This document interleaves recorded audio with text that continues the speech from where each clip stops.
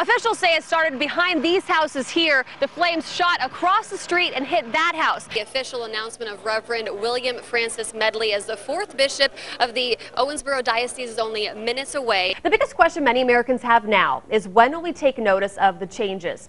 Health and Human Services Secretary Kathleen Sebelius joins us now from our nation's capital to answer some of those questions. They say these signatures are proof Americans are upset. New pictures and troubling new details coming out concerning the weekend murder of two Vanderbilt County children. German Township fire personnel were able to take pictures of the house. Within minutes, the vandals came and smashed every one of the windows. Over the course of 2 years, Jenny and Brian have changed 29,200 diapers. To put that in a different perspective, if you were to stack all those diapers one on top of the other, you'd have a stack 12 times the height of the old courthouse. You can see there is rushing water going down North First. Old Man Winter has been here too, not just around the country. I brought my gloves to show. I brought 2 pairs of gloves today because I was so cold. Are using systems just like this one to help catch perpetrators in the act. Well, he weighs more than Peyton Manning. He sleeps by himself in a queen-size bed, and he eats 110 pounds of food every month. He's 4-year-old Giant George, and he was just announced to be the world's tallest dog ever. Breaking news overnight, an Evansville business goes up in flames. Fire crews were called out to Evansville's Marina Point in the early morning hours. Crews were having difficulty getting the water to the fire. They even had to pump water out of the Ohio. Fox was first on the scene this morning, and we'll go out live now to Jason Claspel for an update. Switching gears. Okay. The Democratic shuffles in the party right now. Absolutely. A lot of big changes. Now, when you heard about Bai and Ellsworth, what kind of went through your mind? Worse. Pastor Ronald Hogue may be resting now, but early Wednesday morning, it was a different story. My wife woke me up. I got up, put my trousers on, looked outside, and it was just daylight nearly with a third house, with the first house on fire. Ronald says after that moment, it was only 10 minutes before the house next door turned to rubble. I thought he was going to go next. I really did. I thought he was going to go, and we just prayed to the Lord that it wouldn't, and he took care of it. This is probably the worst fire I've had in town. Sturgis Fire Department's Assistant Chief Mike Russellberg says it took 8 different departments close to 5 hours to get the fire under control. The smoke was just unbearable coming into town, and the hot embers flying at the truck was just, it just looked like eternal fire. It looked bad. Officials say it started behind these houses here. The flames shot across the street and hit that house, and they all say it's thanks to Mother Nature. I think it was between 20 and 25 mile-an-hour winds. We just had a tough battle on our hands. He adds if they weren't so strong, the fire would have been contained to one side of the street. But he's just happy they got to the scene when they did and took control before the situation became worse. And we just started saving these houses, saving that house, and that White House there in the corner, and this brick house. That was our main priority. In Sturgis, Kentucky, Lauren Motter, Fox 7 News.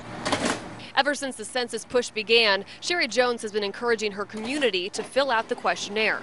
Everyone in town has been looking for their census questionnaire to come in the mail. But instead of forms, phone calls started pouring in. Everybody in town that is under a post office box did not receive a census questionnaire. Everybody that has a mailbox outside their residence received a questionnaire.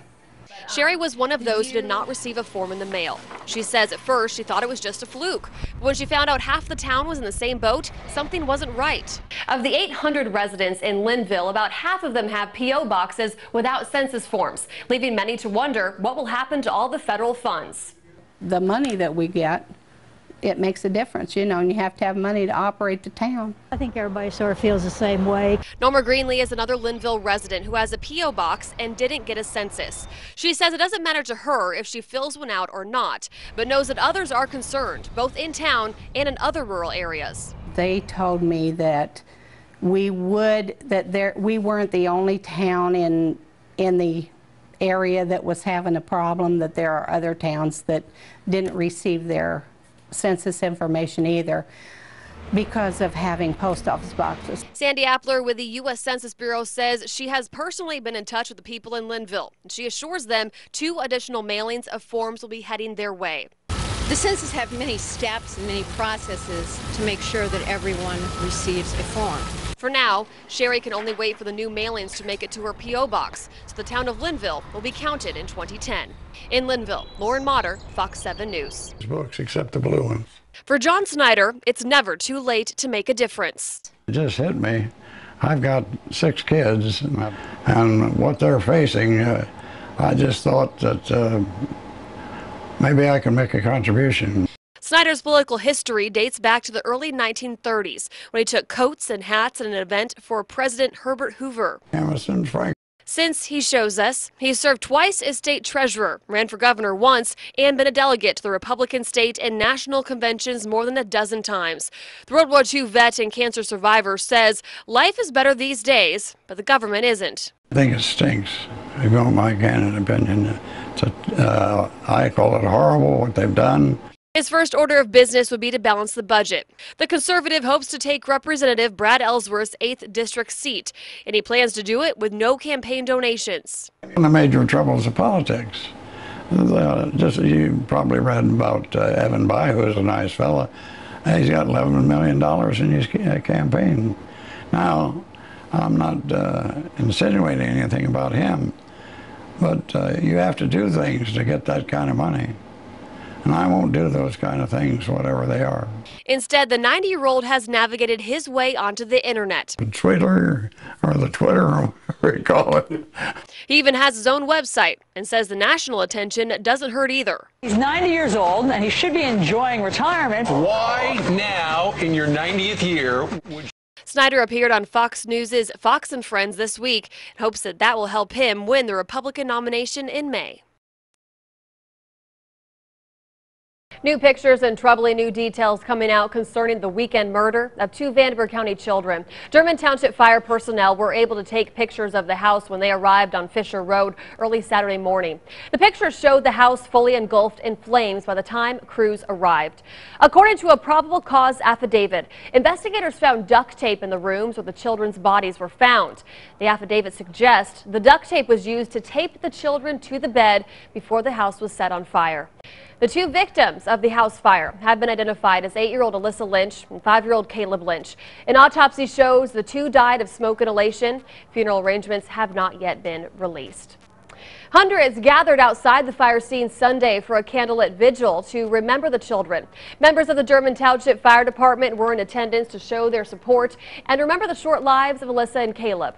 The children's mother, Lisa Lynch, spoke at the vigil, but she refused any on-camera interviews. One of Jeffrey Weisheit's friends was at the event. He says he's still in shock. Good friends with Jeff. A Sunday evening break-in in Owensboro leaves 1 person dead. Police say around 6:20 last night, they received a call in the 3000 block of Wandering Lane of a possible break-in. They say when they got there, they found out that Jesse Williams was trying to get into his ex-girlfriend's house by punching his fist through the window. When he punched his fist through the window, he cut his arm and ran from the scene. Williams was found about 45 minutes later. He was taken to OMHS where he was pronounced dead. We'll have more on this story tonight on Fox 7 News at 6. Presidents, prime ministers, and other top officials from 47 countries are gathering in the nation's capital for a 2-day nuclear summit. This is the largest gathering of world leaders hosted by an American president since 1945, when the United Nations was founded at a conference in San Francisco. But what's expected to come out of it? Fox's Jennifer Davis reports.